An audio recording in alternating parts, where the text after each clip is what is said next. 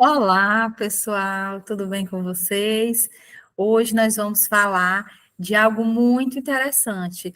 Lembram que na aula passada a gente estava falando sobre planejamento? Pois bem, pois hoje nós vamos falar de um elemento que é indispensável no ato de planejar, que são os recursos didáticos e o ensino da matemática, tá?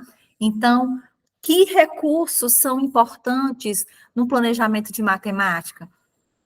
Eu trouxe aqui alguns modelos, né, alguns recursos que a gente pode estar utilizando na aula de matemática, mas eu quero que vocês entendam que são apenas exemplos, mas nós temos o universo, né, o meio ambiente, a sala de aula, tudo é possível se utilizar a matemática, tá bom? Mas é importante também que a gente faça uso de recursos estruturados, recursos didáticos, próprios, né, pensados exatamente para a matemática, para que a gente possa estar estabelecendo esse conhecimento matemático dos alunos.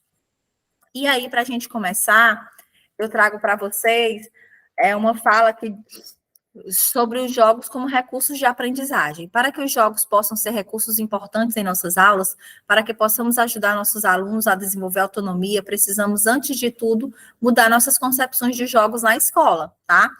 Lá nos PCNs, lá na década de 90, já apontavam como recurso mais relevante do trabalho com jogos o fato de que provocam desafios genuínos dos alunos, gerando interesse e, por isso mesmo, devem fazer parte da cultura escolar. Então, essa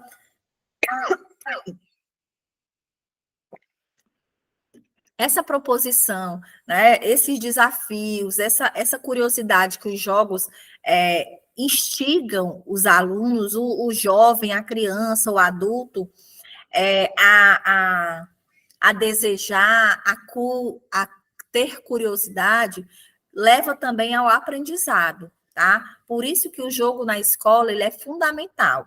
E aí, eu trago aqui para que a gente possa refletir a importância desses recursos didáticos, desses jogos, dessas atividades lúdicas na aprendizagem. Lembrando que a gente está sempre questionando, sempre indagando sobre o processo, sobre o mundo, sobre o momento em que a gente vive, tá? A gente tem, né, aí no primeiro quadro, o que está no quadro, a professora mostrando, né, um monte de números, e o que os alunos veem? Os alunos veem letras japonesas que eles não identificam, que eles não conseguem compreender. E o que vai cair na prova? O dobro, o triplo daquilo que o professor mostrou, né? Completamente destoado de um planejamento adequado, de um planejamento que contemple o desenvolvimento cognitivo do aluno. E do outro lado, a gente tem o que o professor vê, 2 mais 2 é igual a 4. O que os alunos lembram quando veem isso? De nada. E o que a tia da limpeza vê? A tia, que às vezes não é alfabetizada, né? Ela vê um emaranhado de palavras de riscos, né, que também não dizem nada. Então, é importante que a gente, essa é uma charge, né, para que a gente possa pensar, refletir sobre o que a gente quer propor para os nossos alunos na matemática, nos anos iniciais, tá? A gente quer propor um conteúdo que o aluno seja capaz de solucionar, que gere no aluno curiosidade, desafio, possibilidades de solução, ou a gente quer simplesmente punir, a gente quer simplesmente dar o conteúdo curricular sem levar em consideração o aprendizado, o conhecimento matemático desse aluno. Aí aqui a gente tem um pouco desse conhecimento real, da aprendizagem matemática.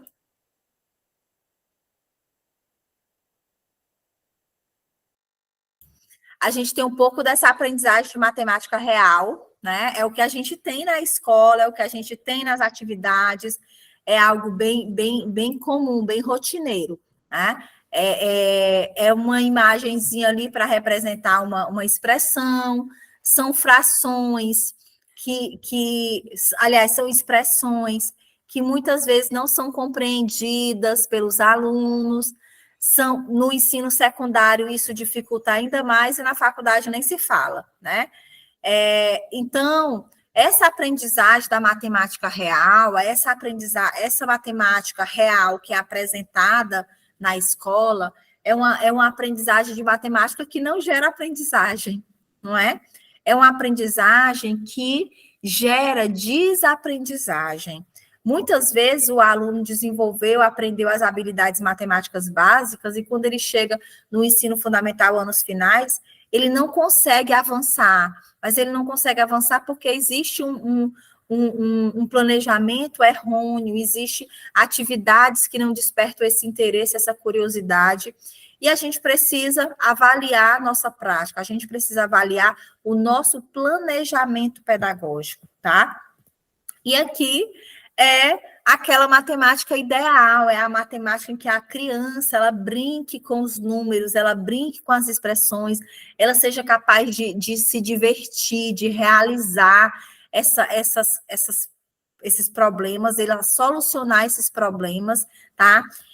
E essa realidade, ela faz parte de uma cultura que acredita que as crianças não aprendem pela mera repetição de técnicas e modelos, mas a partir de desafios com os quais se deparam e da organização de meios para superá-los. Em outras palavras, uma educação baseada na problematização.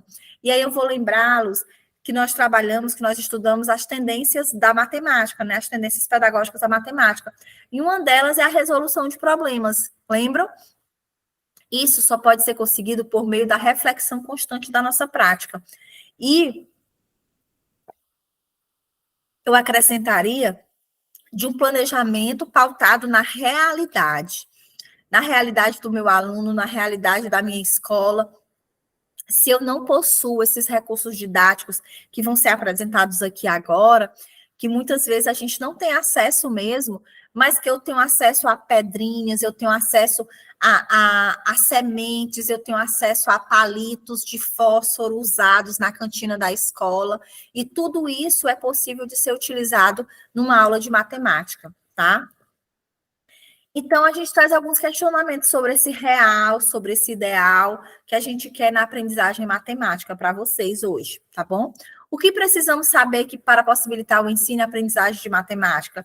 Primeiro, saber a matemática, né? Depois, fazer um bom planejamento da aula de matemática, porque não basta eu saber matemática e eu não saber lidar com o tempo, com o espaço, com os alunos, certo? Depois eu preciso saber fazer uma seleção de recursos, porque também não adianta eu dominar a didática, mas eu não utilizar recursos que vão chegar no meu aluno, que vão ser capazes de fomentar esse desejo, esse desejo de aprender, esse desafio pela curiosidade dos meus alunos. Como desenvolver a cultura da reflexão crítica dentro da escola? Justamente proporcionando espaço de solução de problemas, de estudo de caso, de seminários, utilizando as metodologias ativas que foram apresentadas para vocês numa aula dessas, tá? É importante que a gente faça com que o aluno seja protagonista do processo de aprendizado, que ele não se sinta passivo, que ele está ali só escutando, mas que ele possa interagir com o conteúdo, interagir com o professor e, consequentemente, com o aprendizado. O que são os espaços de formação dentro da escola? É a sala de aula, é o campo, é o parque, é a cantina, é a diretoria, é todo o espaço que possibilita um aprendizado da matemática. Que dificuldades encontramos para o ensinar matemática? Primeiro, essa matemática real, nua e crua que a gente tem, que a gente aprendeu, que faz parte dos nossos conhecimentos matemáticos, da nossa bagagem matemática, que é um ensino extremamente tradicional, que é um ensino que traz a gente para um diálogo em que só uma pessoa fala, na verdade, um monólogo, não é? É a matemática das expressões numéricas abstratas, é a matemática da tabuada decorada, sem significado, sem contexto. Então, a gente precisa saber que essas dificuldades, elas estão postas. E a gente precisa ressignificar esse ensino da matemática, e vocês são importantes nesse processo, porque vocês estão passando por um processo de formação muito mais valioso do que aquele que eu passei há 15 anos atrás. Vocês estão passando por um processo formativo em que vocês estão tendo a oportunidade de compreender como que se dá o caminho do ensino da matemática na sala de aula nos anos iniciais, coisa que faz com que vocês tenham propriedade para ensinar matemática. Isso se vocês tiverem aqueles elementos que são possíveis, que são imprescindíveis, que é o conhecimento matemático, que é o planejamento didático, que são os recursos e que são as estratégias, a metodologia, tá bom? Se eu tenho, se você tem, será sucesso. Então, outros questionamentos. Como os jogos e brincadeiras podem constituir um desafio para os alunos? O jogo por si só, ele nem sempre vai constituir esse desafio. Ele precisa ser estimulado, ele precisa ser incentivado, né? Ele precisa ser inspirado por alguém ou por algo. Então, é importante que o professor ele esteja ali como mediador. Não é pega o jogo e vá jogar. O professor ele precisa interagir com o aluno, ele precisa apresentar as regras, ele precisa respeitar as regras para que o aluno também possa aprender a respeitar, tá? Qual o papel do professor no trabalho com jogos? É esse papel de intermediário, de estrategista, né? De auxílio na solução dos problemas. Como organizar as aulas com jogos? A aula precisa ser planejada, o jogo tem que ter uma intencionalidade pedagógica. Não posso pensar, lembrei do dominó, pega aqui o dominó, vai jogar. Não, não é assim. Tem um dominó, eu sei que eu tenho um recurso que é o dominó, eu posso trabalhar o dominó com contagem, com adição, com subtração, com a multiplicação, eu posso trabalhar com as formas geométricas, eu tenho várias possibilidades para o uso do dominó na matemática. Então, eu preciso selecionar qual é a intenção do jogo do dominó, certo? Que recursos podemos utilizar? E aí eu vou buscar selecionar esses recursos que eu tenho à minha disposição para que eu possa, dentro de um planejamento adequado, intencional, trabalhar com esse recurso, tá? E qual a função dos registros? Eu falei para vocês que em toda aula a gente precisa ter uma atividade, né? Seja no modelo de planejamento tradicional, seja no modelo de planejamento mais contemporâneo, a gente sempre vai ter uma atividade. Essa atividade é para registrar as informações, registrar o conteúdo. Mas também é importante que a gente faça o registro. Nós, enquanto docente, façamos o registro desse olhar, dessa avaliação, tá? Então, essa avaliação na aula, no uso do jogo, é primordial. A reflexão também gera um registro. O encerramento, aquele momento em que a gente vai avaliar como que foi o encontro, como que foi a aula, como que foi entendido o conteúdo, isso também faz parte dos registros. E aí, o jogo é o caminho das brincadeiras para conhecer o mundo em que vivem e que estão destinadas a modificar. É a primeira escola do pensar e do querer. Nele estão inseparavelmente vinculados o conhecimento e a atividade com conhecimento. Quem falou isso foi o Rubinstein. Gente, é importante que a gente atente para que o jogo ele é fundamental no desenvolvimento infantil. O que a gente faz quando vai fazer a visita de maternidade de um bebê recém-chegado, recém-nascido? A gente compra um chocalhinho, a gente compra um brinquedinho, né? Emborrachado, com cores. Olha só o que eu encontrei aqui na minha mesa. A gente sempre quer dar de presente algo que vai gerar o quê? Desenvolvimento. Então, esse desenvolvimento através do jogo, das brincadeiras, das cores, das formas, é fundamental. Imagina na escola, imagina num espaço onde há um planejamento de aula, onde há um planejamento de um percurso. Mas é importante, né, entender que a criança naturalmente não joga para se preparar para a vida. A criança não vai pegar o jogo, eu vou ganhar porque eu quero ganhar lá no futuro. Não é isso. O jogo ele converte-se em preparação para a vida, porque os adultos o organizam adequadamente. Isso é possível porque o jogo se introduz na vida da criança por natureza e norma, e, sobretudo, pelo seu caráter de novidade, né? O caráter do desafio, da curiosidade. Então, esse jogo, por que ele prepara para a vida? Porque ele tem também uma intencionalidade, mesmo que ele não seja uma aula, mesmo que ele não seja planejado para a aula em si, mas ele traz objetivos a serem alcançados ao se jogar, né? Certo? E também o jogo ele exige habilidades, não é? Então,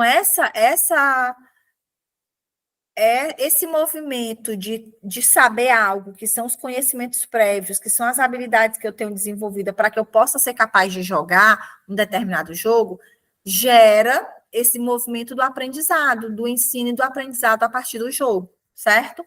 Ao brincar, a criança não apenas expressa e comunica suas experiências, mas as reelabora, reconhecendo-se como sujeito pertencente a um grupo social e a um contexto cultural, aprendendo sobre si mesmo e sobre os homens e sua relação com o mundo, e também sobre os significados culturais, o meio em que está inserida. Quem falou isso foi Borba, né? Então é importante que a gente compreenda que a criança ela se expressa, ela se comunica através dessas experiências, através da relação com os objetos, com o meio, com as pessoas, e, consequentemente, com esse brincar, tá certo? No brincar, as crianças vão também se constituindo como agentes de sua experiência social, organizando com autonomia suas ações e interações, elaborando planos e formas de ações conjuntas, criando regras de convivência social e de participação nas brincadeiras. Então, no brincar, através dos jogos, é fundamental essas regras, é fundamental a compreensão de conceitos matemáticos, que são imprescindíveis para a realização de um jogo, por exemplo, saber esperar a sua vez. Isso gera um conhecimento conceitual, de conceito, de atitude, de saber fazer, faz com que a criança desenvolva a habilidade do saber esperar, do saber ouvir, do saber respeitar a vez do outro, certo? Uma importante implicação pedagógica dessa compreensão do brincar é a necessidade da escola favorecer a ampliação das experiências das crianças, pois quanto mais a criança veja, ouça, experimente, quanto mais aprenda e assimile, quanto mais elementos reais ela dispõe em sua experiência, tanto mais considerável e produtiva será a atividade da sua imaginação. Olha que interessante, gente. Então, quanto mais ela mobiliza movimenta, né, manipula esse recurso, esse brinquedo, esse jogo, mais ela aprende pela experiência, tá? E aí o lado sério do jogo, né? O jogo não é só brincadeira, não é só diversão, ele possibilita o aprendizado. É isso disso que a gente está falando nessa aula. O jogo na educação matemática, ele passa a ter o caráter de material de ensino, quando considerado promotor de aprendizagem. A criança colocada diante de situações lúdicas apreende a estrutura lógica da brincadeira e, deste modo, aprende também a estrutura matemática presente. Então, todo jogo que gere um conceito matemático, esse jogo vai também possibilitar o aprendizado da matemática, tá? Desses conceitos, desse conhecimento que precisa ser evoluído a cada dia, matematicamente falando, tá? E aí, o jogo como atividade, o sério e o lúdico se encontram na matemática. O jogo na educação matemática parece justificar-se ao introduzir uma linguagem matemática que, pouco a pouco, será incorporada aos conceitos matemáticos. Ao desenvolver a capacidade de lidar com informações e ao criar significados culturais para os conceitos matemáticos e estudo de novos conteúdos. Então, os conceitos matemáticos, grande, pequeno, alto, baixo, cheio, vazio, grosso, fino, alto, baixo, dentro, fora, esses conceitos matemáticos, eles estão incorporados nos jogos, na utilização do jogo, os encaixes, o movimento, esquerda, direita, em cima, embaixo, dentro, fora. Essas ações que o jogo possibilita, ao mesmo tempo, possibilita o conhecimento da matemática. Isso é incrível, não é, gente? E aí, a gente precisa falar de planejamento, né? Esse novo planejar.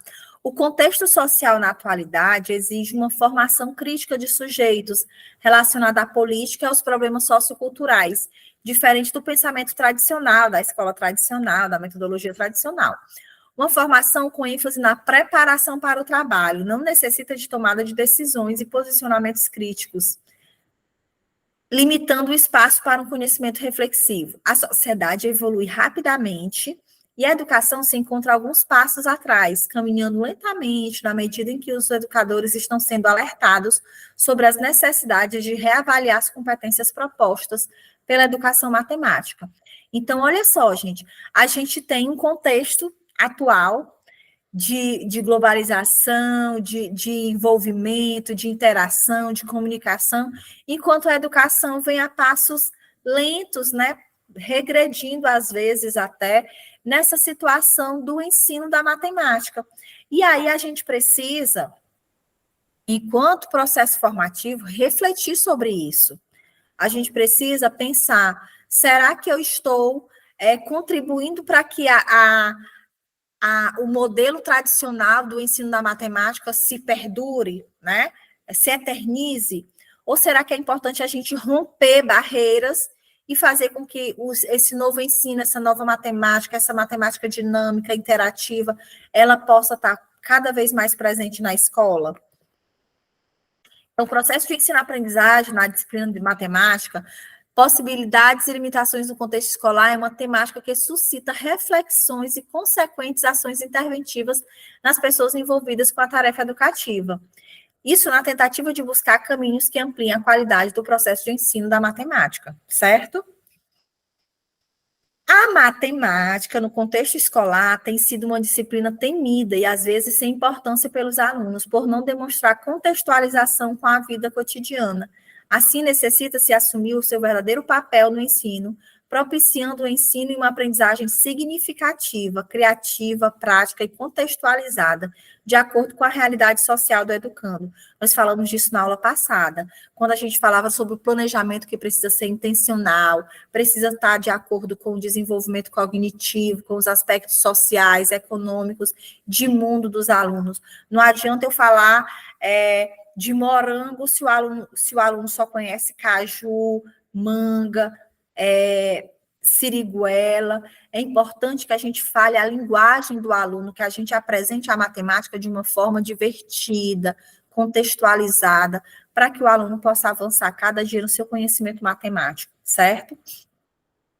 Não podemos afirmar que o ensino e a aprendizagem são processos que vêm desde o homem primitivo, onde a educação é transmitida das gerações mais velhas às gerações mais novas. Nesse contexto, as crianças aprendiam todos os conhecimentos, crenças e práticas naturalmente da convivência cotidiana com os adultos. Isso acontece ainda na atualidade, mas a gente percebe também uma disruptura no que diz respeito ao papel da família, né? A gente tem visto que a responsabilidade de educar, de ensinar, até mesmo essas regras de convivência, de sociedade, tem sido repassado para a escola e, consequentemente, uma carga, né, uma sobrecarga de responsabilidades no que diz respeito a esses conhecimentos também tradicionais. E aí, gente, a gente vai chegar agora num ponto que eu acho muito importante, né? Que é assim, o ápice desse nosso encontro, dessa nossa aula. Eu até disse a vocês, né, que eu ia apresentar recursos didáticos legais para vocês, mas também são recursos que podem servir de inspiração para outros recursos, né, para outras possibilidades. Por exemplo, o que a gente chama de ábaco fechado, né, que trabalha as operações de adição, de subtração, que trabalha contagem, que trabalha sistema de numeração decimal, tá? A gente pode trabalhar unidade, dezena, centena e milhar com o ábaco, trabalhar essa ideia da troca também, da dezena para a centena, da centena para a unidade de milhar, certo? A gente tem esse grande, gente, cheio de possibilidades, o material dourado. Ele trabalha a composição e decomposição de números, desenvolve a compreensão das operações de soma, subtração, multiplicação e divisão, representação e comparação dos números naturais, relação entre unidade, dezena, centena e unidade de milhar. Gente, o material dourado tem uma infinidade de possibilidades, principalmente nas operações matemáticas, tá? A gente consegue realizar com material dourado grandes operações matemáticas, mesmo com crianças pequenas, para que eles compreendam de fato o que é uma unidade de milhar, que é aquele bloco grande que tem 1000 cubinhos, certo? Todas as operações, as 4 operações matemáticas podem ser trabalhadas com material dourado. A Torre de Hanoi. Né? A Torre de Hanoi é um jogo estratégico capaz de contribuir no desenvolvimento da memória, do planejamento e solução de problemas através de técnicas estratégicas. Esse jogo, aliás, essa torre, né, esse recurso, ele é utilizado nas séries menores, né, nas séries iniciais, como uma atividade, às vezes, de encaixe mesmo, de gradação de círculos, mas de cilindros, mas nas séries maiores é possível a gente trabalhar essa questão do domínio das estratégias, porque existe toda uma sistemática para se trabalhar, para se transpor a Torre de Hanoi, tá? Aqui são os sólidos geométricos, né? Sólidos geométricos são as figuras geométricas não planas, tá? E aí a gente tem os sólidos geométricos, que são feitos às vezes de plástico, às vezes de madeira, às vezes de metal, às vezes de papel, tá? E esses sólidos geométricos são recursos que são recursos concretos, né, que são possíveis de desenvolver as habilidades matemáticas dos nossos alunos. A escala Cuisinari, como algumas pessoas conhecem, né, ajuda a desenvolver os conceitos de sucessão numérica, de comparação, de inclusão, trabalha as 4 operações, trabalha dobro, metade, fração.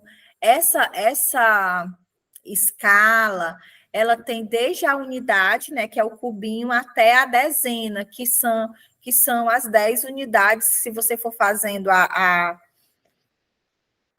sobreposição de 10 cubinhos, você vai encontrar essa barra laranja, né, que é a dezena, tá? E aí, com essas barrinhas menores, a gente pode trabalhar dobro, triplo, metade, tá bom? Vários conceitos matemáticos com um único material, tá? Esse material é de MDF, mas eu já tive a oportunidade de manusear a escala, com esse, né, de borracha, de EVA, tá?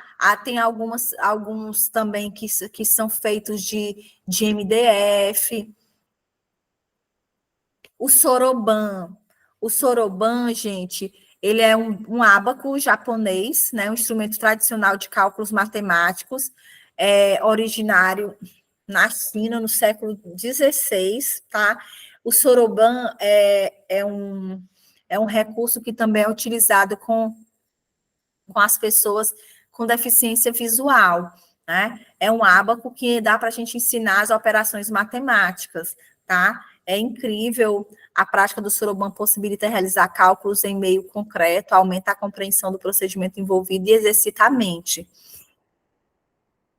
Esse material, eu fiz questão de trazer para vocês, que eu encontrei essa imagem na internet, mas eu tenho esse material impresso, feito mesmo de papel chamex e plastificado.